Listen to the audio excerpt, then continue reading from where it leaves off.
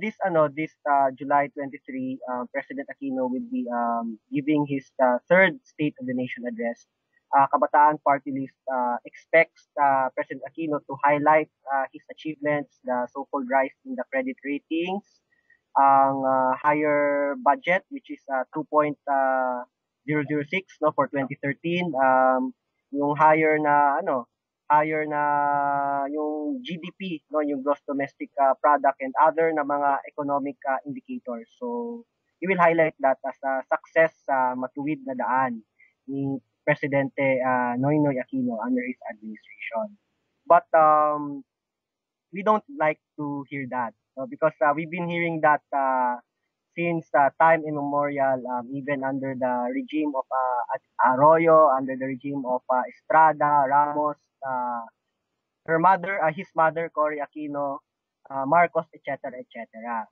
So if we could convince President Aquino to tackle what we want, what we'd like to hear from Aquino is yung honest to goodness assessment or evaluation of what is really happening to the nation and what we could do to solve that. So ano ning mga ang mga real na situation that we'd like to be tackled by Aquino in his SONA. Well, first and foremost, you have yung income equality, no? Wherein despite the fact na grabe ang pagsaka according to the figures of yung mga economic indicators, gasaka man no yung disparity between the rich and the poor. Ang rich, they are getting richer and the poor, they're getting poorer. Like for this year from 23 billion pesos naging 47 billion pesos na yung average na income of the richest na Filipinos. And then you still have ning mga policies of Aquino which actually has no substantial difference no sa mga policies of the previous na mga administrations like opening up our country to plunderous na environmentally destructive mining. Yung Executive Order number 79, you're familiar with that, yung sa mining na siya. Ano siya, like it literally opens up the country to more big, large-scale foreign mining corporations for plunder. No, like it overpowers ang ban by local government units because muna siya. And then you still have the problem with human rights violations, no? Wherein extrajudicial killings, you have like 95, no? Since Aquino took sat no in Malacanang. Yung pinaka dire ang pinaka like prominent ang kaso ni Father Pops Tintorio, anti-mining advocate. He was killed last year dito sa Cotabato and just recently ang kay William Jertman, yung Dutch na environmental advocate dito sa Luzon, no. Under Aquino's Oplan Bayanihan, there is essentially no no differentiation between unarmed activists and armed na mga underground revolutionary groups like the CPP-NPA. And syempre part na siguro of the State of the Nation ining case of land reform. Like puro lang mga grand papogi points na statements but essentially despite the yung Supreme Court na ruling on the Hacienda Luisita, it's still in the hands of the Cojuangco Aquinos. And ano pa man, yung well, as of now, yung Aquino is like drumming up anti-China scare because daw na it will affect daw our national sovereignty. But what is clear is that yung bigger danger as of now is US military intervention itself because as of now, the sige lang taog ng reklamo about Chinese incursion in the Scarborough Shoal, in Spratlys, but mas klaro na daghan na mga US troops na naadre mismo sa everywhere in the country through the Visiting Forces Agreement and the Mutual Defense Treaty. Like you have 700 US troops permanently based in Zamboanga. Like in many places in Mindanao, you have US military advisors na actually involved sa combat operations against mga Moro and communist rebels. So these are some of the matters that we'd like Aquino to tackle. And instead of just highlighting ng mga like usual na rhetoric about kung walang corrupt, walang mahirap, and then using ining anti-corruption rhetoric to cover up gut issues like rising cost of living, rising cost of education, rising cost of tanan-tanan. So dapat mas i-address na niya ang mga these real issues that are close to the people's hearts.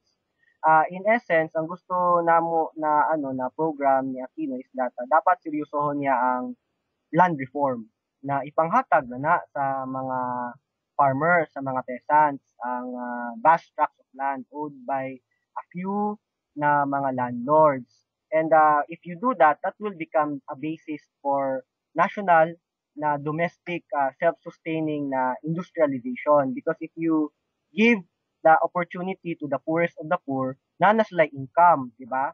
And if you do that, may capability na sila to consume whatever na mga products na ma-produce sa aton own na local industries if ever we could come up with that.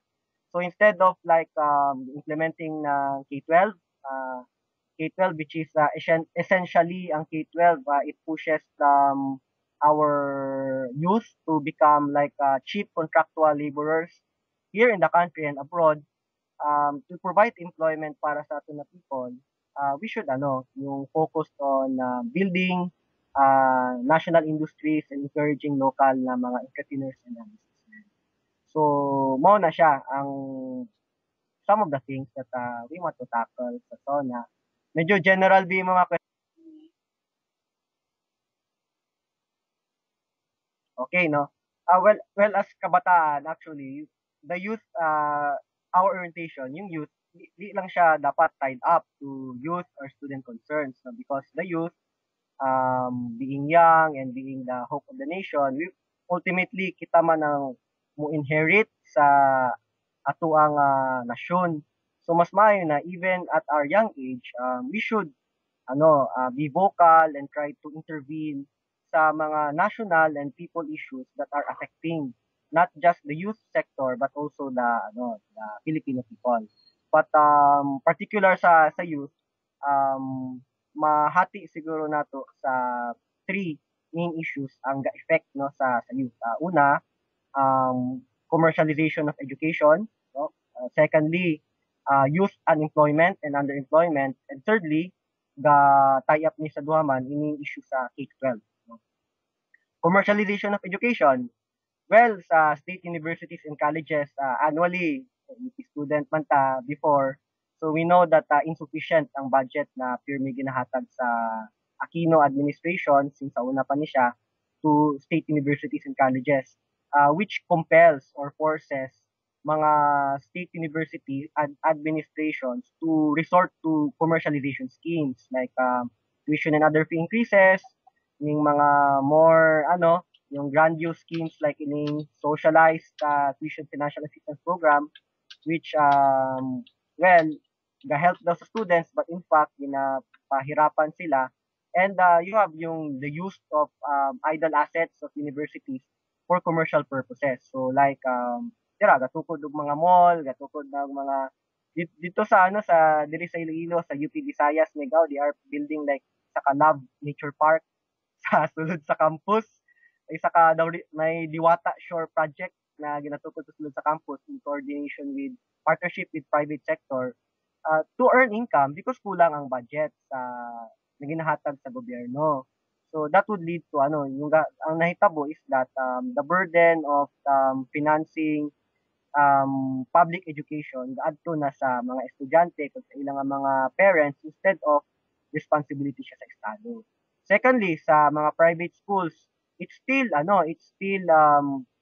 deregulated ang environment wherein government does not care if unsa na ang mga fees na gina-impose sa mga private universities. So you have there yearly kapasaka og tuition ang daghan ng mga private schools wherein kung pag 2001 257 per unit ang average na tuition sa private schools, as of now it's already 501 pesos per unit because yearly they increase. And ang mas sad pa dira is that ang mga miscellaneous fees, they are not included in the CHED memorandum which regulates the tuition and other fee increases. On top of the kining mga tuition increase in both private and state universities, you also have the no permit no exam. Which kabalo naman ta no permit na exam nga kung dili ka makabayad sa midterm mo na tuition, then you cannot take the exam. So ang nahitabo dira is that dili na ang imo nga academic capability ang mag-determine sa imo na grades kundi ang imo na capability to pay. So, syempre, you also have yung campus repression in several campuses, wherein student publications who are critical, student councils who are critical, and student leaders, student groups na medyo vocal against this kind of policies. Kaya gina-repress, not just by school administrators, but also by the government itself. Kaya gina-link nila ang mga progressive and militant vocal student groups and leaders to the communist insurgency. So, na. So, aside, syempre, because of that, like, inaccessible ang education. Like, for every 10 grade 1 students, isa na lang ang mo graduate o college. And if you're lucky enough to graduate college, well, youth underemployment and unemployment, pipila man lang ang makapangita sa trabaho. In the latest na SWS survey, like you have like 55% of those age 18 to 24, kay wala sila trabaho. And so, grabe ka taas ang unemployment and underemployment rates sa Philippines. And this is, I think, one of the reasons for the pushing of yung K-12. Pero may na ginaingon na ang K-12 para doon na to improve quality of education so we could catch up with our counterparts in other parts of the world. No, but if wala man ka sa additional na mga chairs, additional na mga teachers, kulang man gihapon ang imo nga mga classrooms and other facilities, then even if you add 2 more years of basic education, wala man gihapon na sang improvement of quality. So what is the real deal na even wala pa sa legislating law, lacking preparation, why are they pushing for K-12? Well, sa analysis ng kabataan na party list, it's actually part of the package to create more cheap labor na young cheap labor in the country, wherein you don't need anymore to graduate college to become professionals, etc. But if you graduate high school, pwede na ka na makatrabaho as a cheap na semi-skilled contractual labor in any export processing zone, mga service, or if you like, go abroad, di ba? So, mo na siya ang real na deal no behind the K-12. And wrong na ang ginaingon nila na may gani na kay you don't need to study college anymore. If you graduate high school, you could already find a job. But the truth is, if you graduate high school, you will be joining the many na present who are already unemployed and underemployed. So meaning because of daghan na kaayo ang mga unemployed if dayon pa jud ni ang K-12. So many will be having fierce competition for scarce na jobs. So kung dagan ang supply sa imo na labor, di ba? Kung dagan ang supply, nanubo ang presyo. So mas magnubo yung yung wage levels. So isa na siya ka problem sa K-12. So in essence, these are some of the youth issues that we believe should be addressed no immediately. So panawagan sa Kabataan Party is dapat i-junk ang K-12 instead of K-12 government should invest more in education. At the minimum dapat 6% of the gross domestic product equivalent dira ang spending for education. And para ma-address man ang mga problems of the present na educational sector, mo na siya yung dapat na mas tutukan instead of these mga unnecessary measures.